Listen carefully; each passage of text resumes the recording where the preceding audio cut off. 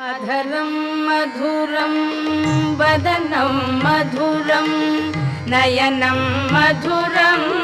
हसितं मधुरम् अधरं मधुरं वदनं मधुरं नयनं मधुरं हसितं मधुरं हृदयं मधुरं गमनं मधुरं मधुराधिपतेरखिलं मधुरं वचनं मधुरं चरितं मधुरं वसनं मधुरं वलितं मधुरं वचनं मधुरं